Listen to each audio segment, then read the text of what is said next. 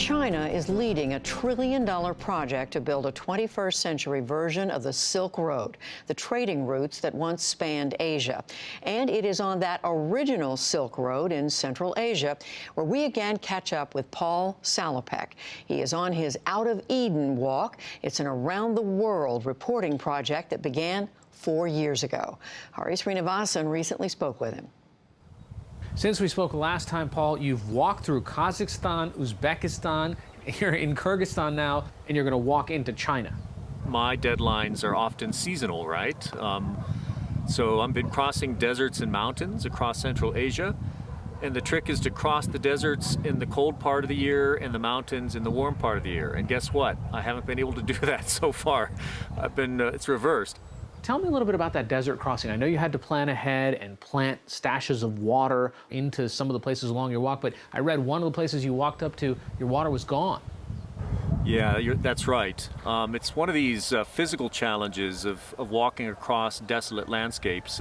We had to put some water caches out before, and I had to walk to them, and to my great surprise, one of the caches in the middle of the Kizilkum, this big waterless area, this badlands the size of Arizona, had been broken into and the water had been taken. And that was a big surprise because local shepherds would probably never do that. They know how valuable water is. So I don't know who took it. My walking partners at the time and I had to resort to using the satellite phone to calling for help. Who lives out in these deserts? Tell me about these nomads. What are these herders like? Well, it's this part of the world, Central Asia, is one of the two big hotspots, if you will, left in our current age, in the early 21st century, for pastoral nomads, for people who still move with animals. The other one, of course, is North Africa. When the steppe turns green, they go out in the spring and move their flocks, and then move with their flocks as their ancestors did. You've been following the Silk Road that millions of people before you have. The Silk Road was an artery of trade, not just of luxury items, not just of commodities, but of ideas, right? Buddhism moved along the Silk Road routes. Inventions like paper, which conveyed ideas. People, culture, art, music, all of these things moved along these camel caravan roads. And it's interesting to be walking them today, Hari, as we're entering a phase where there's been a bit of backlash against globalism. And the Silk Road was the first real experiment in globalization about 2,000 years ago. You know, most of us would have trouble finding these countries on a map, but how have these former Soviet republics fared? What's life like there? Kazakhstan got lucky. They had tremendous energy reserves.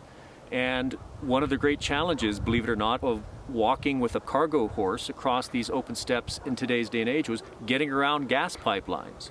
They're everywhere. So I was kind of bumping into gas pipelines and turning right or left, hoping that I would eventually come to a gate. So Kazakhstan has done well in this lottery of natural resources.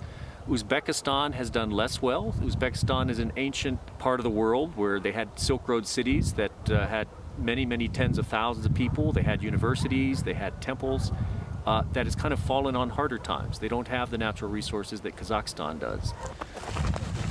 And now I'm in Kyrgyzstan, a smaller Central Asian republic that's very mountainous, that is basically capitalizing on its natural beauty, ecotourism, to kind of make its way ahead. Let's talk a little bit about the people that you've been walking with. I'm imagining that you get to know these people that you're walking hundreds of miles with. So I've walked about 6,000 kilometers out of Ethiopia since January of 2013. I've crossed about 13 borders. I've passed through about a dozen countries and territories, many languages within those territories and countries. And along most of the way, about 95% of the way, I've been walking with local people. That's part of the project. This is a project about humanity. It's a project about what connects us and what separates us. So I need to have local people. And it's truly amazing. In conversations about, is the world becoming more dangerous? Is it becoming more turbulent? I have to remind my readers that at least in my experience, the world is an incredibly hospitable place. And all of these folks who've walked with me, mostly men, but some women, have become like family to me. I literally put my life into their hands, and I'm being passed like a human baton from walking partner to walking partner. And what does that do? It gives me great heart. It gives me great energy. It proves in a very concrete way my safety. that most people are good and most people will help you out, even if they're strangers, even if they're from another culture, even if they don't look like you or speak in the same words that you speak. It's been more than 4 years since you've been walking on this story now. What have you discovered about yourself? As you know, I covered many conflicts for many years as a war journalist, and I saw a lot of the dark side of human nature. I've run into a few scrapes on this project.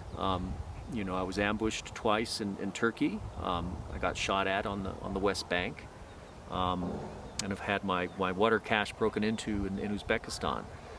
But I can remember those items, those incidences, because they stood out, because the vast majority of my interactions with people across the world on foot has been fantastically positive. I think it's simplified my writing, and I think made it better.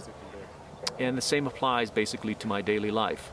When your world and your problems and your anxieties are calipered by your legs and by the extent that you can walk in a day, say 20 miles or 15 miles, it eliminates a lot of unnecessary worry. You know, you don't expend too much energy worrying about things that are beyond your control. Paul Salopek, we wish you the best of luck, and we will catch up with you again as soon as we can. Thanks a lot, Hari. Good to talk again.